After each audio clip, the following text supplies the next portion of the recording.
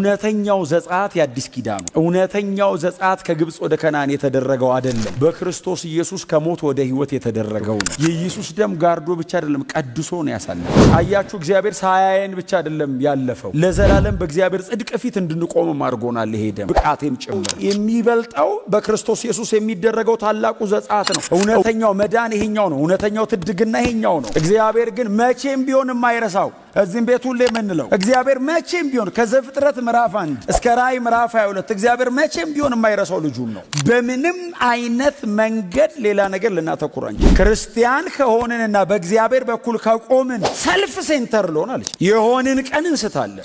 በእግዚአብሔር በኩል ከቆምን ሞር በጠላውን ሕይወት አድቫንቴጅ የሚይዘው እግዚአብሔር። ክብር ለኢየሱስ ብቻ ይሁንለት።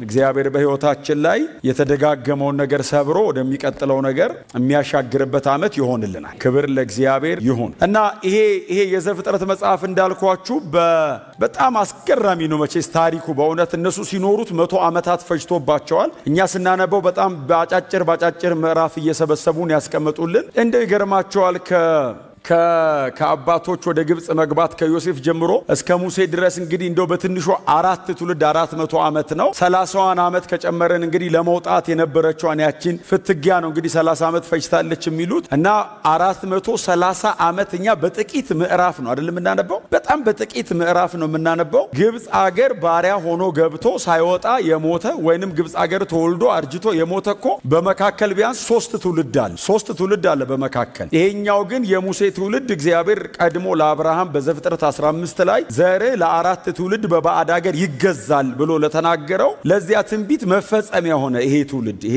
የነ ሙሴ ትውልድና በጣም በሚያስደንቅ መንገድ ምዕራፍ 1 ላይ እኔ አንዳንድ የመጽሐፍ ቅዱስ ክፍሎች እንደ መጽሐፍ ቅዱስ ታሪክ ብቻ አድርጋችሁ አታንብቧቸው። እስቲ እናንተ የታሪኩ አካል እየሆናችሁ ውስጥ እየገባችሁ አንብቧቸው። መጽሐፉ ላይ ያሉትን ታሪኮች እናንተ አንዱን ካራክተር አንዱን በመጽሐፉ ላይ ያለውን ሰው ውስጥ ገብታችሁ ብታነቧቸው በጣም አጋጣሚ የሚመስል ግን የመለኮት ፕሮግራም በጣም ድንገተኛ የሚመስል ግን እግዚአብሔር እንዴት አድርጎ መሲያዊ ላይንን እግዚአብሔር እንዴት አድርጎ እንደሚያበጅ ነው የምትመለከቱት። ግን በዛ ዘመን የነበሩ ሰዎች ምን ያክል አንደርስታንድ እንደሚያደርጉት እኔም አላቅም። በእውነት እኛ የገባንን ያክል ገብቷቸው ይሁን ምናልባት እኛም ከተረዳን ይልቅ ደግሞ በደንብ ተረድተውት ይሁን አላውቅም። እና ሲነግረን ሕዝበ እስራኤል በባዕድ አገር እያለ ዮሴፍን የማያውቅ አንድ ንጉሥ ተነሳ ይላል አይደል? ዮሴፍን የማያውቅ ወይንም ዮሴፍ ለግብጽ ምድር የዋለውን ውለታ የረሳ አንድ ንጉሥ ተነሳ ይላል።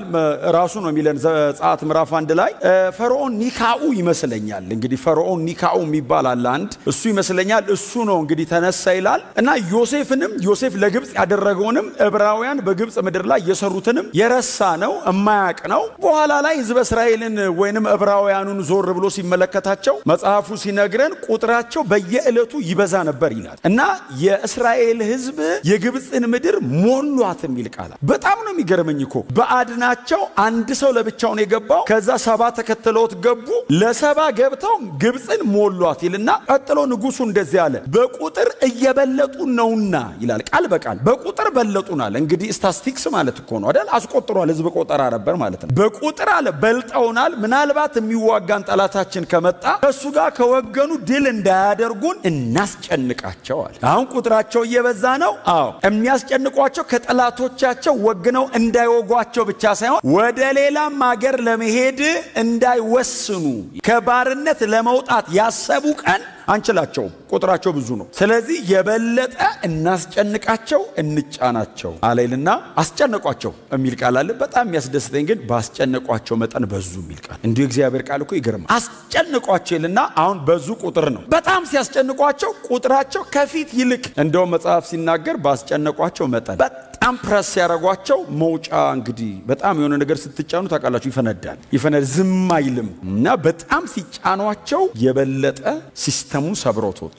ስለዚህ ማድረግ ያለብን መጫን ብቻ ሳይሆን የሚወለዱትን ልጆች ወንድ ከሆነ እንዲገደል ከዛ ውጪ ደግሞ ሴቶች ከሆኑ ደግሞ እንዲኖሩ እናድርግ አለና ፈርዖኑ እነ ሲፓራና ፉሃ ይባላሉ። 2 የግብፃውያን የንጉሱ አዋላጆች ናቸውና ጠራና ሁለቱ ብቻ አይደሉም አዋላጅ ያው ትእዛዝ እንዲሰጡ ነው። አሁን እንግዲህ በእኛ ዘመን ብታመጡት እንግዲህ ጤና ሚኒስትር አካባቢ ማለት ቁጠሩት እንግዲህ እንደዛ ማለት ጠርቶ በግብጽ ምድር ላይ ያሉ ዕብራውያን ሴቶች ሲወልዱ አለ ወንድ የሚወልዱ ከሆነ እዛው ሲወለድ ግደሉ። ሴት ከሆነ ችግር የለውም ይደጉ። ለምደው ቁጥራቸው እያየለ ስለመጣ ወንዶቹ ለጦርነት የሚዘጋጁ። መጽሐፍ ሲናገር ሁለቱ ሴቶች እግዚአብሔርን ስለፈሩ የሚል ቃል አለ። ባይዘው እግዚአብሔርን ስለፈሩ መግደል አቅቷቸው አይደለም፣ እግዚአብሔርን ፈሩ ይልና ከዛ እሺ ብለውት ወጡ። ከዛ ተመልሶ ጠራቸው፣ መጡና እንደዚህ አሉት፣ የዕብራውያን ሴቶች እንደ ግብጽ ሴቶች አይደሉም። የግብጽ ሴቶች አዋላጅ ይጠብቃሉ አሉ። የዕብራውያን ሴቶች አዋላጅ አይጠብቁም። እኛ ሳንደርስ ወልደው ነው የሚጠብቁን። እና ወንድ ከሆነ ይደብቁታል ወልደው፣ ሴት ከሆነች ዝም ብለው እኔ ሴት ነው የወለድኩት። አገሩ በሙሉ እንደሱ እያለን ነው። እና ዘንድሮ በሙሉ ሴት ነው እየወለዱ ያሉ። ወንድ ይደብቃሉ አሉት። በዚህ ጊዜ መጽሐፍ ሲናገር አንድ ሌዋዊ አንዲትን ሌዋዊ ወስዶ አገባ። በዚህ ወቅት ማለት ነው፣ ሞት በታወጀበት ወቅት አንዲት ሌዋዊ ወስዶ አገባ። እርሷም ጸነሰችልና ልጅ ወለደች ይላል። ስታዩ መልካም ነው። እና ዘጸአቱ የጀመረው እስራኤልን ፈርዖን መጫን በጀመረበት ሰዓት ነው እንጂ ሙሴ የተወለደ ቀን አለ። ኦልሬዲ ዘጸአቱ ምዕራፍ 1 ላይ ጀምሯል። ሲበረቱባቸው፣ ሲያይሉባቸው፣ ሲጫኗቸው የመውጣቱ ነገር ህዝበ እስራኤል ምሬቱ ከውስጡ እየወጣ እየጮኸ ነው። ስለዚህ እግዚአብሔር ይሄንን ዲዛይን ሲሰራ ሙሴ የሚመጣበት ወቅት ሆነ። የእግዚአብሔር ባሪያ ሙሴ ተወለደ እና እናቱ አየችው ይላል። እንደዚህ ስታየው መልካም ነበር ይላል። በእውነት ልጅ በሙሉ እኮ ያምራል አይደል? ልጅ እኮ እንደዚህ ትውልድ ልጅ እንደዚህ አይታው መልካም ነው አለችና 3 ወር ደበቀችው ይላል። ከዚያ በላይ ግን መደበቅ አትችልም። እየጮኸ ድምፁ ስለሚወጣ ስለሚመጡባት እንዳይገሉባት ፈራችልና ዘንቢል አልጋ ውስጡን በቅጥር አለቀለቀች ይላል። ከዛ ብላቴናውንም ነው የሚለው ባይዘው ሙሴ የሚለውን ስም ያወጣቸው የፈርዖን ልጅ ስለሆነች ስም አላወጣችም እናቱ። እግዚአብሔርም ሆነ ብሎ ነው የፈርዖን ልጅ ሙሴ እንድትለው ያደረገው። ከውሃ አግኝቼዋለሁ አይደል ያለችው ሙሴ ስትለው። ስለዚህ ግብጽ እኮ እስራኤል ከቀይ ባህር መውጣቷን እኮ ምሳሌ ነው ስሙ ራሱ ሰውየው። እናትየው ብታወጣለት ይሄኔ ሌላ አንድ እስራኤላዊ ስም አውጥታለት ዴሊቨራንሱን መስበኪያ ነው ስሙ ራሱ ሚሽኑ ነው ስሙ። እና ውሃ ላይ ለቀቀችው ይላል። አባይ ላይ ይዞት እንዳይሄድ ወደ ዳር አድርጋ አስቀመጠችው። ወንዝ ነው፣ ከረንት አለው፣ ባህር አይደለም። ባህር ቢሆን ቁጭ ይላል። ወንዝ ነው፣ ይዞት ይሄዳል፣ ፏፏቴ ይኖረዋል። ስለዚህ ልጁን የሆነ ነገር ውስጥ እንዳይከትባት ወደ ዳር ስታደርገው የፈርዖን ልጅ ደግሞ እንድትታጠብ ዲዛይኑ ነው። እንግዲህ እኔ አሁን እንደዚህ አይነት ነገሮች አሁን አጋጣሚ ናቸው ለነሱ፣ ለኛ ግን ይገባናል ዲዛይኑ። እና የፈርዖን ልጅ ልትታጠብ ወደ ወንዝ ወረደች ይላል። እየታጠበች ደንገጡሮቿ ቢያዩ እኮ ታውቃላችሁ፣ ቀድሞ ቢያዩ ወስደው እኮ ያስገድሉታል። ቀድማ አየችው ይላል። እሷ አምጡልኝ ብላ አንዷን ደንገጡር ላከቻት። ይዛ ስትመጣ አየችውና ወደደችው ይላል ብላቴናውን። የብላቴናው እህት እናቱ አፖይንት አድርጋታለች። ይሄ ልጅ ምን እንደሚሆን ተከታታይ ብላ ታላቅ እህቱን የሙሴን ታላቅ እህት ማለት ልትሆን ትችላለች። ማርያም የሙሴ ታላቅ እህት ማርያም ናት ልትሆን የምትችለው። ሜቢ ደግሞ ሌላም ልትሆን ትችላለች። በሩቅ ቆማ ታያለች። ይህን ልጅ ይገሉታል አይገሉትም ብላስታይ መለኮታዊ ነው ዲዛይኑ። እና የፈርዖን ልጅ ወደደችው ይላል። ልታኖረው ስትወስደው የሙሴ ታላቅ እህት ሮጣ መጣችና እንደዚህ ያለቻት፣ እምታሳድግልሽ ወይንም ጡት እያጠባች የምታሳድግልሽ አንድ ዕብራዊ ሴት ላምጣልሽ አለች። እሺ ስትላት እናቱን ይዛ መጣች። ሙሴ በእናቱ እጅ እኮ ነው። ታዲያ እንዴት አድርጎ ባደገ ጊዜ ወንድሞቹን ማዳን አሰበ የሚል እንዴት ይመጣልሃል? እናቱ እየነገረች ያሳድገው።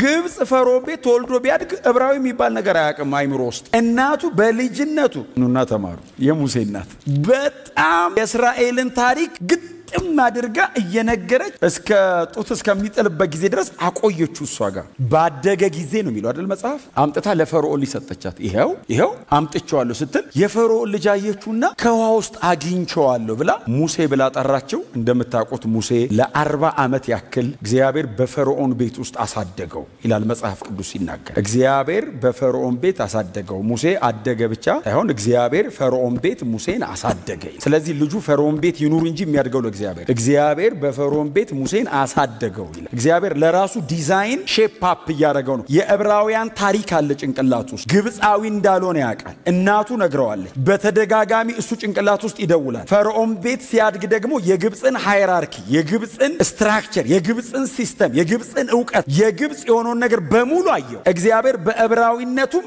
በግብፅ ትምህርትም አበቃው ይህ ልጅ። ስለዚህ እግዚአብሔር ለነገ ሚሽኑ አንድ ስሌቭ የሆነ ባሪያ የሆነ እስራኤላዊ ተነስና ሄድ ቢላው ግደለኝ አልሄድም ነው የሚለው። ሙሴ ግን ፈርዖንንና ቤቱን ያውቀዋል። በምን አይነት መንገድ አፕሮች ማድረግ እንዳለበት ያውቃል። ስለዚህ እግዚአብሔር ለራሱ ዲዛይን ለራሱ ፕሮግራም አድርጎ ፈርዖን ቤት ይሄንን ብላቴና አሳደገ። 40 ዓመት ሙሉ እያያደገ ታውቁታላችሁ። ያው የማዳን ፕሮግራም ልብ ውስጥ ስለነበረ ዘጸአትን ለማከናወን እግዚአብሔር ባላለው መንገድ ጀመረ። በጥፊ ጀመረ። አንድ ግብፃዊ በጥፊ ገደለ። ስንት ሚሊዮን ትገላለህ በጥፊ? አይሆንም። የእግዚአብሔር መንገድ እሱ አይደለም። እግዚአብሔር ግን ውስጡ ስላስቀመጠበት ፈልጎታል እና የሙሴ ተነሳሽነት እግዚአብሔር ወደሚፈልገው ነገር ሙሴን ከፈርዖን ቤት ወደ ስደት ውስጥ አስገባው። እግዚአብሔር ደግሞ በሌላ መንገድ ይህንን ልጅ ማሳደግ አለበት። ሙሴ ፈርዖን ቤት ሲያድግ ዕብራዊ እንደሆነ ቢያቅም የግብፅን ጥበብ ቢማርም ስቲል ግን ሀምብል አይደለም፣ በጥፊ ሰው ይገላል። ስለዚህ እግዚአብሔር ይሄንን ሚሽን ይሄንን ማንነቱን በሂዩሚሊቲ ደግሞ ማስተማር ፈልጓል፣ ትሁት ማድረግ ፈልጓል ሙሴ። ስለዚህ መጽሐፍ ሲናገር ሙሴም ይሄንን እንዳደረገ ባወቀ ጊዜ ፈርዖን በሙሴ ላይ ተቆጣ፣ ሙሴም ወደ ምድረ በዳ ሄደልና ሁለተኛውን የዕድሜውን 40 ዓመት ምድረ በዳ ውስጥ ቆየ። 80 ለትምህርት ደውበውን ያዋጣዋል እግዚአብሔር። እኛንን እኮ ተቃጠለ በከንቱ 80 ምንድነው 100 ያቆጥሮ የሚሰጥ እሱ ሰው 80 ተምሮ 40ውን በስነ ስራ ከሰራበት ቁጥሩ ምንም ሳይማር እንዲሁ ከሚሞት 80 የቀረችውን 40 ዩቶር ቤት እረኛ አርጎ አስተማረው። የሁለተኛውን 40 የመጀመሪያውን 40 ዓመት መመረቂያ ጽሑፉን የሰራው የፈርዖን ቤት ስለሆነ የተማረው በጥፊ፣ ሁለተኛውን መመረቂያ ጽሑፉን የሰራው እኔ መናገር እችል ዘንድ ማልችል ኮልታፋ ነኝ ብሎ ነው። ሁለት ቴሲስ ነው የሰራው። በህይወት አስተማረው እግዚአብሔር። አደገ ይላል መጽሐፍ። ክብር ለኢየሱስ ይሁን። በዚህ ጊዜ ነው እንግዲህ እግዚአብሔር ዘጸአትን መስራት ስለፈለገ አሁን አለው እግዚአብሔር ዕብራዊ መሆንን አውቀሃል፣ የፈርዖንን ቤት አውቀሃል፣ ሙሉ ዲዛይኑ ገብቷል፣ ደግሞ ትሁት ነህ አለው። አሁን ባንተ ይሄንን ነገር መስራት ይችላል። በእስራኤል ታሪክ እንደዚህ አይነት ወርቃማ ታሪክ የላትም። እግዚአብሔር በባሪያው በሙሴ የሰራው አይነት ታሪክ በእስራኤል ዘመን ተሰርቶ አያውቅም። ይሄንን ታሪክ መጥቶ ብለርድ ያደረገው አንድ ብቻ፣ በሙሴ የተደረገውን ወርቃማ ታሪክ ብለርድ ያደረገው ኢየሱስ ብቻ። አደበዘዘበት ኢየሱስ መጥቶ እንጂ እንዴ እስራኤላዊ እኮ ሲምል ምን ብሎ እንደሚምል ታውቃለህ? እስራኤልን ከግብፅ ያወጣ ሕያው እግዚአብሔርን ብሎ እኮ ነው የሚምልልን። ሲምል በመሐላ እኮ ነው። እንዳልዋሸህ እርግጠኛ የምትሆነው እስራኤልን ከግብፅ ያወጣ እግዚአብሔርን ካለ እስራኤል አልዋሸህ። የመጨረሻ ታሪካቸው እኮ የተሰራው በሙሴ እጅ ነው። መዝሙር 136ን ሂዱና አንብቡ እስቲ። ቸር ነውና ምሕረቱ ለዘላለም ነውና የእስራኤል ወርቃማ ታሪክ እኮ ተሰራ ብሎ ዳዊት የዘመረው እኮ በሙሴ እኮ ነው። ስሙኝ፣ ሙሴ እኮ መጥቶ እኮ ቀይ ባህር ተከፈለ አይደል ያለ ዘጸአት ላይ። የሚቀጥለው ምዕራፍ 13-14 ላይ አንብቡት እናንተ። ዳዊት መጣ ዘመረው። ዳዊት እንደው እኮ በእውነት ይዘመር። እንደው አጓውን ቅድም ሲዘምረው አይታችኋል። ጥቅስ እኮ ሲዘምረውን አጉ እኮ ቀይሮ ነው የሚዘምረው። በመዝሙር ሲሆን እንትን ይላል የሆነ ነገር አለው ብቻ ቀን ይሆን ወይ ያስተምሩናል። አሁን ቃልዬም ማለች እዚህ ዳዊት ሲዘምረው ባህር ተከፈለ አይደለም ያለው፣ ባህር ለምን ሸሸቻል። ከዘመሩ ያንን ሳይነኩ አይዘምሩም። ባህር ለምን ሸሸቻል፣ የያዕቆብን አምላክ አየችው አይደል ያለው። ባህር ተከፍሎ አይደለም ሸሽቶ ነው። መሸሽ ማለት ሮጦ ማምለጥ ማለት ነው። ባህር ሮጣ አመለጠች ነው። አሁን እኔ ብጽፈው አሁን ዳዊት ጥበበኛ ስለሆነ ነው ሸሽቶ ነው አለ። ኤችቶ ሰምቶ ማለት ነው። ውሃ ኤችቶ ነው ይሳቅ አንደርስታንድ አደረገ ውሃ እና ሸሽቶ ሮጦ አመለጣል። ለምን የያዕቆብ አምላክ ሲመጣ ውሃ መለጠ። እንደዚህ አይነት በተለያየ ዳይሜንሽን የተዘመረ የተተረከ ነቢያቶች የተረኩት እነ ኢሳይያስ እነ ኤርሚያስ ሕዝቅኤል ዳን ማን ቀረ? ኢየሱስ መጥቶ ኒው ቴስተመንት ላይ ሜንሽን አድርጎታል። አባቶች እነ ጳውሎስ ተርከውታል። ይሄ ታሪክ ማለት በሂውማን ሬስ የማይረሳ ታሪክ ነው። በሰው ልጅ ዘመን ማለት ነው። ክብር ለኢየሱስ ይሁን። እና ይገርማችኋል እግዚአብሔር መጣና ተነስ ሙሴ አለ። እዚህ ይላችኋል የዩቶርን በግ ሲጠብቅ ይላል። ኢትዮጵያዊቷን ሴት ካገባ በኋላ የአማቱ ከሆነ የሚስቱ ቤተሰብ ማለት ነው። እና ዩቶር በጣም ጠበበኛ ሰው ነው። እና የእሱን በጎች ሲጠብቅ በዚያ በእግዚአብሔር ተራራ ላይ እግዚአብሔር ተገለጠ ይላል ለሙሴ። እና ይቃጠላል አይነድም። እንትኑ ቦግ ይሄ ይቃጠላል አይነድም። ይህ ራእይ ምንድን ነው አለ ሙሴ። ጠጋ ሲል የሚናገር እሳት ነው። ዝም ብሎ እሳት አይደለም። አለመንደዱ ብቻ አይደለም። የሚገርመው ድምፅ አለው እሳቱ። ሙሴ አለው። ደግሞ የሚናገር ብቻ አይደለም፣ ያውቀዋል። ማግኒፊሽንት በጣም እኮ ምን አይነት ነገር እኮ ነው። እንኳን እኮ እነሱ ዘመኑን ዘንድሮ ቢሆን እኮ ብዙ ጉድ ነው ይፈል። ጠጋ ሲለው ሙሴ አለው። አቤት አለው። ደግሞ ሙሴም እንጂ ቆሞ ለምን መሰለ ገናኗ አያውቀውም። እግዚአብሔርን አያውቀውም። ዕብራዊ እንደሆነ ያውቃል። ማን እንደሆነ አያውቀውም። የግብፅ አማልክት ነው የሚያውቀው። አቤት ሲለው የቆምክበት ስፍራ የተቀደሰ ሆኖና ጫማህን አውልቀው አለው። ምክንያቱም እዛ ሰው ገሎ መጥቶበት ስንት ነገር ሰርተበታል። አውልቅ ጫማህን አለ። አስወለቀው ጫማውን። ኢየሱስ ጴጥሮስን እግራችሁ ልጠበው እንዳለው እግሩን የታጠበው ለእንተኑ እንደታጠበ ነው ይላል መጽሐፍ። አውልቅ ጫማህን ሲለው ያለፈ ሕይወቱ ነው። ጫማውን አውልቆ ቆመ። ሲቆም እግዚአብሔር እንደዚህ አለው፣ አሁን አለው ወደ ፈርዖን ቤት ልልክህ ነው የመጣሁት አለ ሙሴ።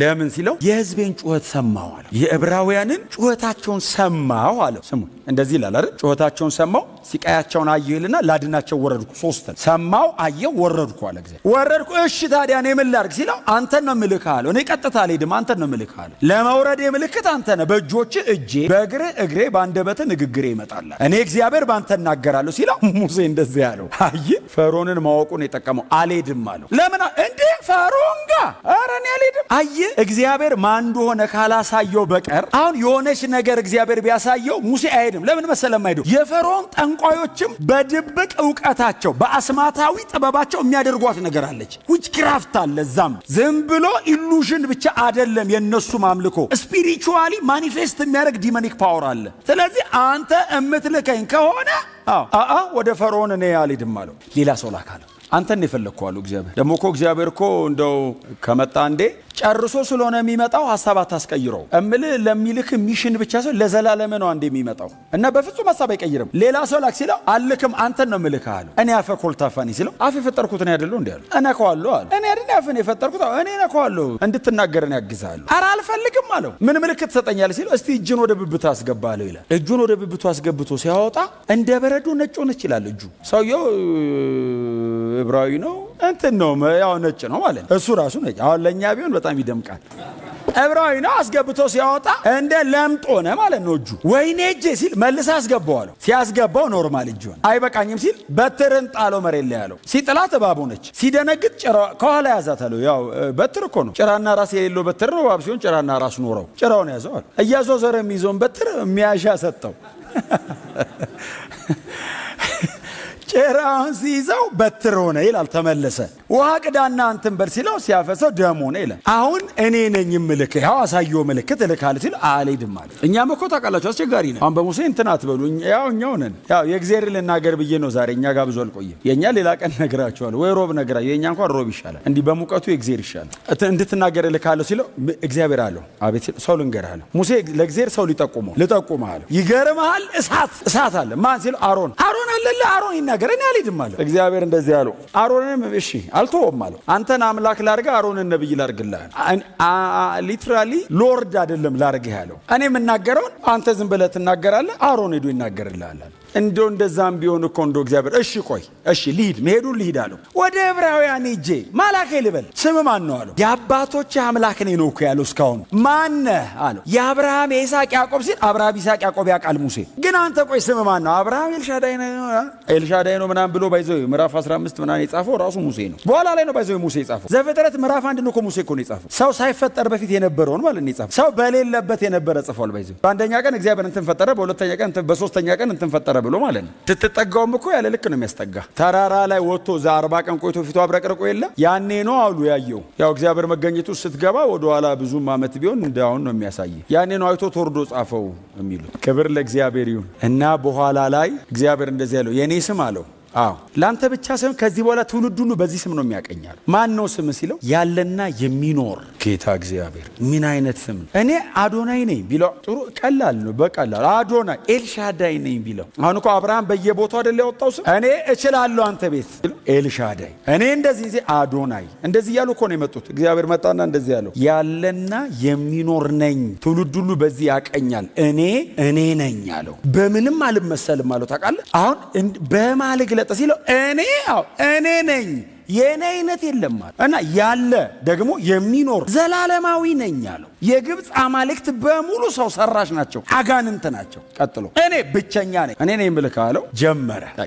እናንተ ሄዱና አንብቡት። 9 ተአምር 10ኛው ተአምር ያነበብኩት ስለሆነ ነው። 9 ተአምር ለፈርዖን ሄደና ሙሴ ፈርዖን ቤት እያለ the coming king ነው አይደል? the coming ፈርዖን እሱ ነው የሚቀጥለው ፈርዖን እሱ ነው። የልጅ ስለሆነ የነበረው ፈርዖን ወንድ ልጅ ስላልነበረው እቺኛዋ ያሳደገችው የፈርዖን ልጅ ያሳደገችው እሱ ነው ፈርዖን የሚሆን የነበረው።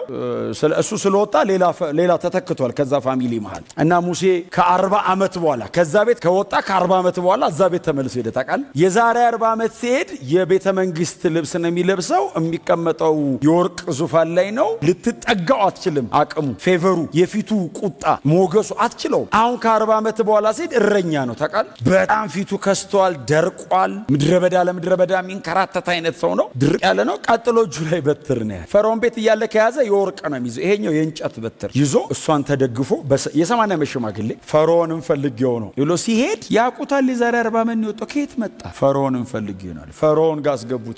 ሞስስ ከየት መጣህ? መልእክት ይዤልን የመጣሁታል። ከየት ሲለው ከዕብራውያን አምላክ ባሪያዎቹ ናቸው። ፊቶምና ራምሴ የሚባሉ ሁለት ትልልቅ የዕቃ ማከማቻ ከተማ ሰርቷል። በጣም ይገርማቸዋል። ዕቃ ማከማቻ በእኛ ዘመን መጋዘን ነው የምናውቀው። ግብፅ ከተማ ይሰራሉ። ዕቃ ማስቀመጫ አገር እኮ ነው የሚገነቡት። ፖርት ምናምን ማለት ነው። ሜዲትራኒያን ላይ ምናምን እዛ ደግሞ የሚሰሯቸው እንትኖች ላይ በጣም ግዙፍ ከተማ እስራኤላውያን ናቸው የሰሩት። ቁጥራቸው ምን ያክል ትልቅ ቢሆኑ ሁለት ከተማ የገነቡት። ያመልከኝና ያገለግለኝ ዘንድ እኔም ደግሞ ባዘጋጀው ተራራ ይሰውሉኝ ዘንድ ሕዝቤን ልቀቅ ይልሃል የዕብራውያን አምላክ ሲለው ፈርዖን ሳቀበትና እንደዚህ ያለው እለቅለት ዘንድ እግዚአብሔር ማን ነው? እርሱ እግዚአብሔር ማን ነው ሲለው ሙሴ ምን አለው? ይተዋወቅሃል።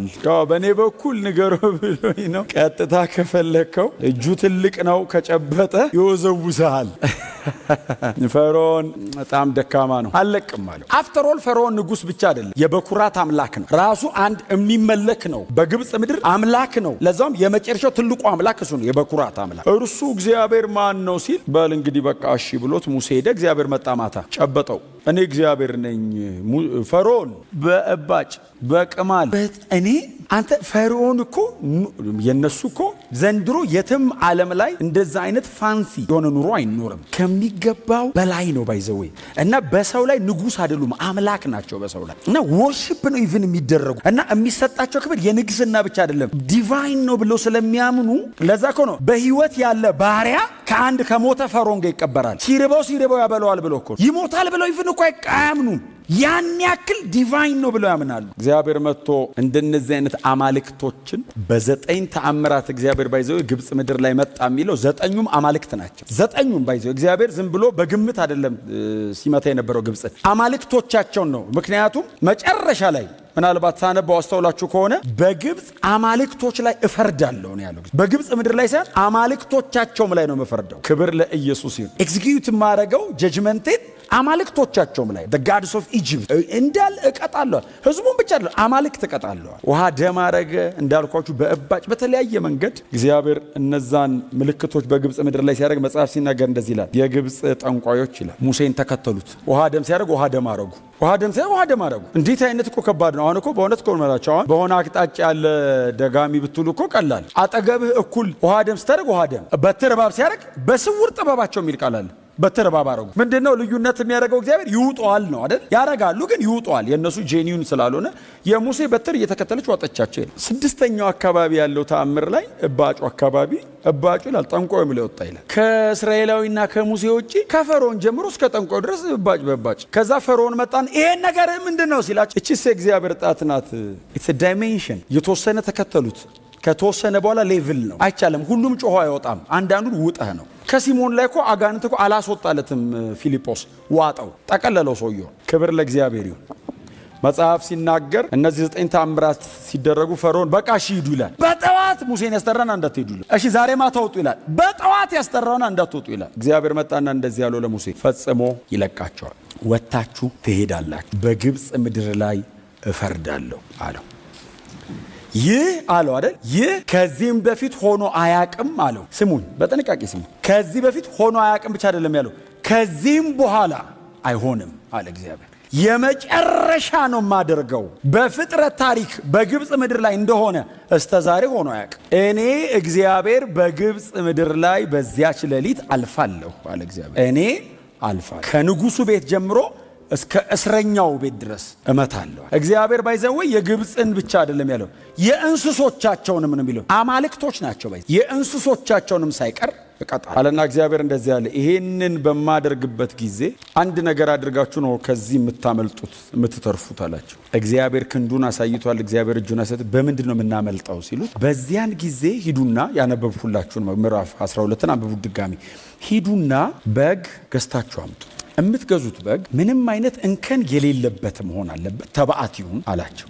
እንከን የሚባል አይኑረው። ቀጥሎ ደግሞ ተባዓት ይሁን። ይህንንም ውሰዱና በቤተሰቦቻችሁ ቁጥር እረዱ። በዚያች ሌሊት አርዳችሁ ስትበሉ የምትበሉበት ቤት መቃንና ጉበኑ ላይ የዚህን በግ ደም ቀቡት። ስጋውን ምንም ሳይቀር ተመገቡ። በእሳት አቃጥላችሁ ከመራራ ቅጠል ጋር ተመገቡት፣ ምንም እንዳይተርፍ።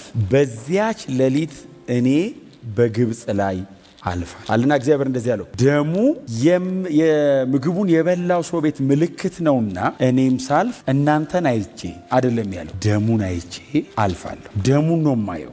ደም ከሌለው ስርየት የለም ነው አይደል? ደም ካልፈሰ ስርየት የለም። ደም ከሌለው አለ እግዚአብሔር እቀጣለሁ፣ አብሮ ይቀጣል። ስለዚህ ማንም ዕብራዊ በመቃንና በጉበኑ ላይ ደም ይቀባ። ይህንን የምታደርገው በዚህ ወር፣ ይሄ ወር የዓመት የመጀመሪያ ይሁን። ከዚህ በኋላ በካሌንደር ላይ የዓመት የመጀመሪያ የሚሆነው ይሄ ወር ነው አለ እግዚአብሔር። ይሄ ወር 7ኛ ወር ነው በአቆጣጠር የሐቢብ ወር ተብሎ የሚታወቀው። በኋላ ላይ ከነህምያ መጽሐፍ በኋላ ይመስለኛል የኒሳን ወር ተብሎ የተጠራው የሐቢብ ወር ነው ተብሎ 7ኛው ወር የመጀመሪያ ወር ይሆናል። እግዚአብሔር 6 ወር አጠፈና ካሌንደሩ ከዛሬ ጀምሮ 1 ብሎ ይቆጠራል። ከፓስኦቨር በኋላ ነው 1 ብለዋል እግዚአብሔር። ከፋሲካ በኋላ የእናንተ ካሌንደር ታይም ስኬጁላችሁ ይቀየራል አለ እግዚአብሔር። ከዚህ በኋላ እኔ እግዚአብሔር 1 ላለው ሕዝቤም ከዚህ ወር ጀምሮ 1 ብሎ ይቆጠራል። ይሄ ወር ከዚህ በኋላ ለእስራኤል የመጀመሪያ ወር ይሁናት። የምታስታውሱ ከሆነ ጌታችን ኢየሱስ ክርስቶስ በመስቀል ላይ ስለ ኃጢአታችን የሞተው በዚህ ወር ኤግዛክትሊ በዚህ ጊዜ። ፋሲካ የሚከበረው በዚህ ጊዜ፣ ፓስ ኦቨር የሚሆነው በዚህ ጊዜ ነው። ገዳዩ የሚያልፈው በዚህ ጊዜ ነው እና በቤቱ ላይ መቅሰፍት እንዳይመጣ ደም ምልክት ያድርግ። ደሙ ከሰይጣን ከኃጢአት ከርግማን ብቻ አይደለም፣ ከእግዚአብሔር ነው የሚያድን። ደሙ ከእግዚአብሔር ነው የሚያድን። እግዚአብሔር እኔ አልፋለዋል። ደም ከሌለው እቀጣለሁ ገብቻለሁ። ደሙ ካለ በምትኩ ስለዚያ ቤት መስዋዕት ነውና አልፈዋል። ክብር ለኢየሱስ ይሁን። በጣም በትትና ግንባር ላይ ደም አለው ይበሉት እስቲ። እንደው ጎናችሁ ያሉ ሰው ዝም ብላችሁ እንደው በእውነት አቋም ጥሩ ነው ወይ አትበሉት። እግዚአብሔር የጠየቀው እዛ ቤት ስንት ሰው ይኖራል፣ ምን አይነት ሰው አለ አይደለም ያለው፣ ደም አለ ወይ ነው። ደሙን ነው የማየው። እኔ ኮሚኒኬት የማደርገው ከደሙ ጋር ነው አለ። ደሙ ካለ እኔ አልፋለሁ። መጽሐፍ ሲናገር እግዚአብሔርም በዚያች ሌሊት በግብፅ ምድር ላይ አለፈ። በጣም የበጉን አቀራረብ ምናልባት አሁን ዛሬ ጊዜው ስላልሆነ ብዙ አልናገረውም። አይ ቲንክ የሆነ ጊዜ ተናግሬያለሁ ይመስለኛል እንጂ በጣም የኢየሱስ ታይፖሎጂ ነው አይደል? ንጹህ ይሁን፣ ተባዓት ይሁን፣ ደሙ ይቀባ፣ ይቃጠል። እነዚህ በሙሉ እኮ አዲስ ኪዳን ላይ ከመጣችኋቸው ኢየሱስ ጋር ነው የሚያልቁት። ንጹህ ይሁን ኃጢአት የሌለበት መሆኑን፣ ስህተት አልባ መሆኑን፣ ቅድስናውን የሚያሳይ ነው። እያንዳንዱ በጣም መራራ በሆነ አይነት አርጋችሁ አቃጥላችሁ አብስላችሁ ብሉት አይደል ያለው። የእግዚአብሔር ቁጣ ምን ያክል በላዩ ላይ እንደሚወርድበት የሚያመለክት ቃል። የሚፈሰው ደም ዝም ብሎ ይፍሰስ ሳይሆን በቤቱ መቃንና ጉበን ላይ ይቀባና ስርየት አረጋሉ። በመስቀል ላይ በደረቅ እንጨት ላይ የፈሰሰውን የክርስቶስ ኢየሱስን ደም የሚያመለክት ነው። እግዚአብሔር በዚያች ምድር ላይ አልፎ ይሄ ሕዝብ ማምለጡ መትረፉ መዳኑ የጌታ የኢየሱስ ክርስቶስ ደም ከዘላለም ጥፋት እንደሚታደግ ምልክት ነው። እግዚአብሔር ለእስራኤል እየሰበካት ያለው ግብጽ ከሚባል አገር አውጥቼ መካከለኛው ምስራቅ ወደ አንድ የሆነ ቦታ ሎኬሽን ቀይሬ ወስደሃለሁ ብቻ ሳይሆን ከዘላለም ሞት አድኜ ወደ ዘላለም ክብርና ሕይወት አሻግራለሁ እያለ እግዚአብሔር እየተናገረ። ክብር ለእግዚአብሔር ይሁን። እውነተኛው ዘጸአት የአዲስ ኪዳኑ እውነተኛው ዘጸአት ከግብጽ ወደ ከነዓን የተደረገው አይደለም፣ በክርስቶስ ኢየሱስ ከሞት ወደ ሕይወት የተደረገው ነው። እግዚአብሔር አይቶ ያለፈው ያኛው የጠቦት ደም ወይ የበግ ደም ወይ የፍየል ደም ሊሆን ይችላል። አንዱ ብቻ የሆነ ምልክት የተደረገ ደም አለ፣ ጋርዶ ነው ያሳለፋቸው። የኢየሱስ ደም ጋርዶ ብቻ አይደለም፣ ቀድሶ ነው ያሳለፈን። አያችሁ፣ እግዚአብሔር ሳያየን ብቻ አይደለም ያለፈው፣ ለዘላለም በእግዚአብሔር ጽድቅ ፊት እንድንቆም አድርጎናል። ይሄ ደም ለአንድ ሌሊት አይደለም ያዳነኝ እኔን፣ የኢየሱስ ደም ለዘላለም በእግዚአብሔር ፊት እንድቆም ብቃቴም ጭምር። ስለዚህ የሚመጣው የሚበልጠው በክርስቶስ ኢየሱስ የሚደረገው ታላቁ ዘጸአት ነው። እውነተኛው መውጣት ይሄኛው ነው፣ እኛ የወጣኑ ነው። እውነተኛው መዳን ይሄኛው ነው። እውነተኛው ትድግና ይሄኛው ነው። ክብር ለኢየሱስ ብቻ ይሁንለት። እግዚአብሔር ግን መቼም ቢሆን የማይረሳው እዚህም ቤት ሁሌ የምንለው እግዚአብሔር መቼም ቢሆን ከዘፍጥረት ምዕራፍ 1 እስከ ራእይ ምዕራፍ 22 እግዚአብሔር መቼም ቢሆን የማይረሳው ልጁን ነው። መቼም እግዚአብሔር ኢየሱስ ተኮር ነው። በምንም አይነት መንገድ ሌላ ነገር ልናተኩር አንችልም። ክርስቲያን ከሆንንና በእግዚአብሔር በኩል ከቆምን ሰልፍ ሴንተር ልሆን አለች የሆንን ቀን እንስታለን። በእግዚአብሔር በኩል ከቆምን ሞር በጠላውን ህይወት አድቫንቴጅ የሚይዘው እግዚአብሔር ነው። ሲነግድም ያዋጣኛል የሚለው እግዚአብሔር ነው። እኔ አይደለም። ምን ያህል ያዋጣኛል አልልም። እግዚአብሔር ምን ያህል ያዋጣኛል ነው የሚለው። እግዚአብሔር በግብጽ ምድር ላይ ያለፈልና ስሙን በዚያም ሌሊት ግብጻውያን በሙሉ ተነሱ። በዚያ ሌሊት እንደነበር አይነት ለቅሶ ሆኖ አያውቅም ይላል። በጣም እጅግ በጣም ጥልቅ ሐዘን በኩር በሙሉ ሞቷል። መጽሐፍ ሲናገር ፈርዖን ሙሴን በሌሊት አስጠራው። እንደዚህ ያለው ሕዝብህን ይዘህ ውጣ በቃ። አሁን ያንተ አምላክ ማን እንደሆነ 9 ተዋውቆኝ ቶሎ ረስቸው በደንብ ተዋወቅ።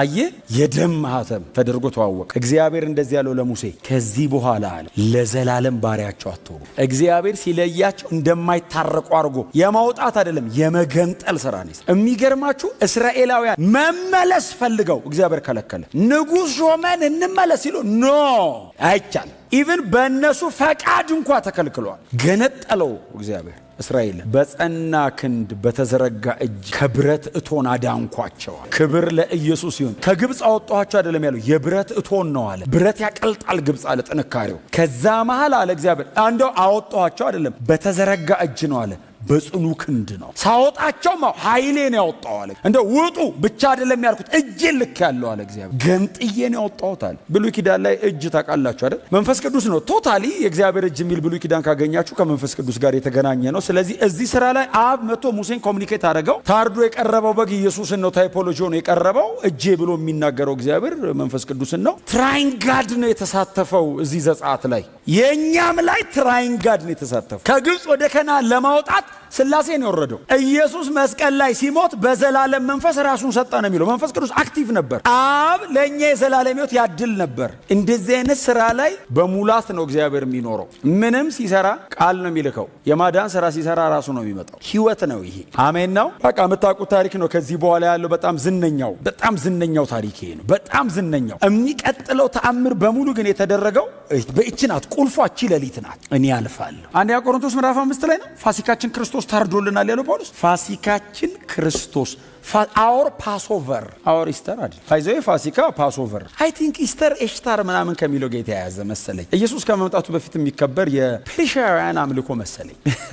አወር ፓስኦቨር ፋሲካችን እግዚአብሔር እሱን አይቶ አለፈልን እኮ ነው። ፋሲካችን ክርስቶስ ታርዷል ማለት እግዚአብሔር እንዲያልፈን ኢየሱስ ነው መሃል የገባው። በትክክለኛ ጳውሎስ የተጠቀመው ቃል ጌታ ኢየሱስ ክርስቶስን ፋሲካ ብሎ የሚጠራበት ቃል ሙሴ ዘጸአት ላይ ያደረጋትን ቃል መጽሐፍ ሲናገር ሕዝበ እስራኤል ወጣ ይላል። ያው ሲወጡ ብርና ወርቅ ወስደዋል፣ የሚበሉት እህል ምናምን ይዘዋል፣ ምንም እንዳትይዙ ተብለዋል። ይዘዋል፣ ብርና ወርቅ ይዘዋል፣ ብዙ ነገር ይዘውን የወጡት። በኋላ ላይ መጽሐፍ ሲናገር ቀይ ባህር ጋር ደረሱ። ያው የምታውቁት ታሪክ ነው። በኋላ ላይ ትዝ ይላችኋል አይደል? ሕዝበ እስራኤል ጮኸ። ፈርዖንም በጣም ይገርማቸዋል፣ እንዲህ በዋዛ አይለቅ በጣም እና እግዚአብሔርስ ደግሞ አስጨርሱ። እግዚአብሔር ደግሞ አይጨቃጨቅም፣ ዝም ብሎ ነው እጁን የሚልከው። እና ፈርዖን በኩር ሞቶበት እንኳን ይላል ልቡ ደነደነ። ተነስቶ አመለጡኝ እኮ አለ። ታውቃለህ? ከለቅሶ ብድግ ብሎ አመለጡኛል እና ሲባል እንመልሳቸው ብለው አይ ቲንክ እንግዲህ ብዙ ሰው እንደሚለው 3ኛ ምናምን የሚባል አንድ ሰራዊት አለው አሉ። በጣም ኃይለኛ ስፔሻል ፎርስ ይዞ ሄደ። እስራኤላውያን ታውቃለህ ምንም ደግሞ እግዚአብሔርስ ደግሞ እንኳን መዋጊያ ይቅርና ምግብ እንኳን ይዛችሁ እንዳትወጡ ብሏል። እማበላችሁ ነው የነኛል እንኳን መዋጊያ ምንም በእጃቸው የለም። ታጥቀው መጡባት። እግዚአብሔርን የት ፈልገው ያገኙታል? ሙሴ ላይ ነው የሚጮሁት። የድሮ እግዚአብሔር ደግሞ ቶሎ አይመጣም። ዘንድሮ እኮ ነው ሁላችንም ውስጥ አድሮ አላ በረከክ ስትል ይናገራል። ራስህ ድሮ እኮ በማስ ለአንዱ ነው የሚናገረው ለዋናው ለሙሴ አይነቱ ሙሴ አሉት። አቤት መቃብር ጠፍቶ ነው ይዘን የወጣው አሉት። እኔ ግን ሰው በኢየሱስ እኛ አሁን እናንተ ምን እስራኤል ጋር ብዙ አትሄዱ። በእውነት አፕሊኬሽኑ አልሰራውም። አይዟችሁ ግን እንዴ መቃብር ጠፍቷል። አንተ ስንት ተአምር ተደርጎ ያ ሁሉ ማዳን ተከናውኑ የእግዚአብሔር እጅ ተዘርግቶ እነሱ ሰፈር ብቻ ፀሐይ ወጥቶ ግብጽ ምድር ታውቃለህ አይደል? ግብጽ ጨልሞ ጌሴም ፀሐይ ወጥቷል ይላል። አንተ ከእንትን መልስ ከሆነ ሰፈር መልስ አሁን ሰፈር ልጠራ ነበር አንዳንዶች ከዛ ነው የመጣችሁት ከአንዱ ወደዛ ጨለማው ነው ከዚህ ወደዚህ ፀሐይ እንደማለት እኮ ነው። እግዚአብሔር ያን ያክል ለይቶ ሰርቶ አድኗቸው መቃብር ጠፍቶ ነው ያወጣን አሉ። እዚያው መቃብር የምንችለው መሞታችን አይቀርም እኮ ነው። ሙሴ ወደ እግዚአብሔር ሲጸልይ እግዚአብሔር መጣና እንደዚህ ያለው ሙሴ ያለው አቤት አለ ለምን እንደምትጮህብኛል ይሄን ሁሉ ነገር አድርጌ ስቲል ኮምፕሌን ያደርጋሉ አሉ። ፋሲካ ሆኖ ለምን እንደምትጮህብኝ እጅ ላይ በትር አለ አይደል እንዴ አለ። አዎ አንሳው በትሩና ከዛ ነገራቸው አሉ። ምን ልበላቸው ዛሬ የምታዩቸውን ግብፃውያን ይሄ ቃል የታመነ ነው ለዘላለም አታያችሁ። ምን ማለት መሰላችሁ? በባሪያና በጌታ አትገናኙም ማለት እስራኤሉ ተመልሶ ግብጽ ቢገባ ባሪያ አይሆንም ማለት ለዘላለም ነው። ይሄ የማይሆነው ለ1 ዓመት ለ10 ዓመት ለ40 ዓመት ለ1000 ዓመት ለዘላለም ዘጋ እግዚአብሔር የዛን ቀን ለዘላለም አለ። ዲማርኬሽኑ ሲሪየስ ነው አለ እና ይሄንን ዛሬ አደርገዋለሁ አሉ። እንዴት አድርጎ እንደሚያደርግ ሰው ሁሉ እጁን አጣምሮ ነው የሚያው። እግዚአብሔር ለሙሴ ነገር ሙሴ ለሕዝቡ ይናገራል። ሰው ሁሉ እጁን አጣምሮ ሲል ሙሴ ያቺን ልማደኛ በትራለች አንዴ ባብ ትሆናለች አንዴ ምን ትሆናለች አንሳት አለው። እሷን ብድግ ሲያደርግ የምስራቅ ንፋስ የሚል ቃል አለ። እንግዲህ በስተ ምስራቅ እየነፈሰ እየሄደ ያለ ንፋስ ሚሽን ተሰጠው መጣ ይላል። የምስራቅ ንፋስ እንግዲህ ሙሴ ነው እንደሱ ብሎ የነገረን። በጠቅላላው ሮዋ ነው የሚለው ቃሉ። ሮዋ ማለት መንፈስ ማለት ነው ትክክለኛ ትርጉሙ። ንፋስም ኢንተርቼንጀብል ነው ቃሉ። በእርግጥ ግን ኒው ቴስታመንት ምናና አካባቢ ስታመጡት መንፈስ ቅዱስ ነው የከፈለው ነው። ሙሴ መንፈስ ቅዱስ የት ያውቃል? አንድ አምላክ ያህዌን ነው የሚያውቀው። እግዚአብሔር አንድ ነው ብቻ እኮ ነው የሚያውቀው ሰው። አምላክ እግዚአብሔር አንድ ነው እያለ እኮ ለሕዝበ እስራኤል እኮ የሚያስተምር አስተማሪ ነው። እግዚአብሔር እኮ በተወሰነ መንገድ እያስረዳው ነው። የመንፈስ ቅዱስም አለ እያለው ነው። ግን ንፋስ ነው አለ ሙሴ። ኤኒዌይስ እኛ ሲስተማቲካሊ ነው ትምህርት የምንሰራው እና እጁን ብድግ አረገ። የምስራቅ ንፋስ መጣ። ጠራኸኝ አለው። አዎ ያው እግዚአብሔር የሰጠን ስራ አለው። እግዚአብሔር ሲዋጋ መቼስ ነፋስና ባህር ምናምን ነው የሚያግዘው፣ ሰው አይረዳው እና መጣና የምስራቅ ነፋስ ከፍሎ በግራና በቀኝ ይዞት ቆመ ውሃውን። እኔ ዕብራውያን 11 ምን እንደሚል ታውቃላችሁ? ሙሴ አልጻፈውም። ይሄን ዕብራውያን ላይ ነው። ዕብራውያን 11 ላይ የእስራኤል ልጆች በባህር መካከል በደረቅ መሬት ሄዱ ይላል። ሙሴ ደረቅ መሬት እኮ አላለም። የአዲስ ኪዳን ጸሐፊዎች መስቀል አሻግረው አመጡት። ድነትን ሊያወሩ ነው። ውሃው አይደለም አለ። ውሃ ከስሩ እኮ ጭቃ አለው። ውሃውንም ጭቃውንም ምን ያነሳው አለ እግዚአብሔር እና እዛ ውስጥ እኮ ነፍሰ ጡሮች ይኖራሉ፣ ደግሞ ህፃናት ይኖራሉ፣ እድሜያቸው የገፉ ይኖራሉ። እንደ ወጣቱ እየሮጡ መሄድ አይችሉም። ስለዚህ ጭቃውን ምን ያነሳው? በደረቅ መሬት።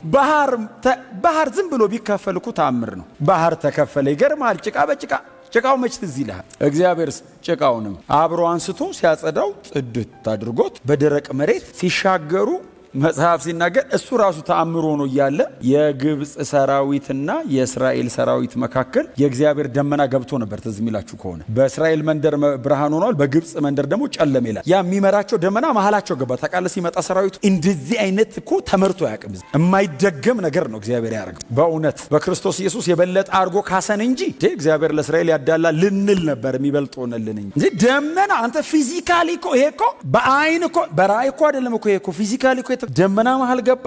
እዛ ጨለመ፣ እዚህ ብርሃን ነው። የእሳት አምድ በዚህ በኩል ሆነ፣ በዛ በኩል ደመናው ጨለማው ነው። ሕዝበ እስራኤል በሙሉ ሲገባ እግዚአብሔር ደመናውን ከመካከል አነሳው ይላል። ፈርዖን ከነሰራዊቱ እየገሰገሰ ወደ ባህር ገባ ይላል። ዘጸአቱን እግዚአብሔር እየሰራ ነው። አወጣጥም እያስተማራቸው ነው። መውጣት ብቻ ሳይሆን አስባችሁታል እንዴት እንደሚሮጡ ከኋላቸው ያ የታጠቀ ሰራዊት ሲመጣ። የእስራኤል ሰው ወጥቶ ሲያልቅ እግዚአብሔር ለሙሴ የፈርዖን ሰራዊት እየተከተለ እንዳይደርስባችሁ መንኮራኩሩን ይዟል።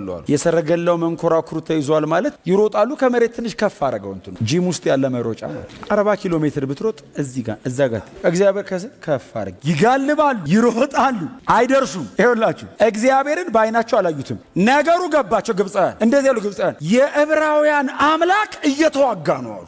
በመቅሰፍት በምን መጥቶን ነበር። አዎ ምናልባት አጋጣሚ ሊሆን ይችላል ብለው ነበር። አሁንስ አለ ስቲል እሱ ነው የሚዋጋ። አያዩትም እኮ በስራው እኮ ነው የሚታየው። እየተዋጋላቸው ነው አሉና መመለስም ሲፈልጉ አይቻልም። አይገርምም? መከተልም መመለስም ነው የማይቻለው ከፍ ስላለ። ሙሴን እግዚአብሔር እንደዚህ ያለው በትርህን ደግመህ አንሳዋል። ይቺ በትር እኮ ምድረ በዳ ያልሰራችሁ ስራ የለም። በትሩን ሲያነሳ ውሃው ተመለሰ ይላል። ዘላለማዊ ድንበር እግዚአብሔር አበጀ። ላይታረቁ ተለያዩ። ይሄንን እግዚአብሔር በህይወታችን ላይ ለዘላለም ደጋግሞ ይስራው። እውነቴን ነው የምነግራችሁ። በክርስቶስ ኢየሱስ በህይወታችን ላይ ያደረገውን እግዚአብሔር እንደገና ደግሞ አካል ያስይዘው። በህይወታችሁ በየትኛውም ነገራችሁ ላይ እግዚአብሔር መውጣት ያርግ። ዘጸአት በዚህ ዓመት 2017 የመውጣት ዓመት በእውነት ነው የምላችሁ። ወደ ተሰቀለው ክርስቶስ ኢየሱስ የመጓዝ ዓመት ክራይስትን ለመስበክ ከተያዝንባቸው በጣም ርዕስ ከሚሆኑ ነገሮች ተገንጥለን ፋሲካችን ወደምንለው ወደዛ እንግዲህ እዩት። እንግዲህ የዘጸአት ሴንተር የመውጣት ሴንተር በጉ ታርዶ ደሙ መቀባት ነው። ክሩሲፊክሽን ነው። የኤክሶደስ ሴንተር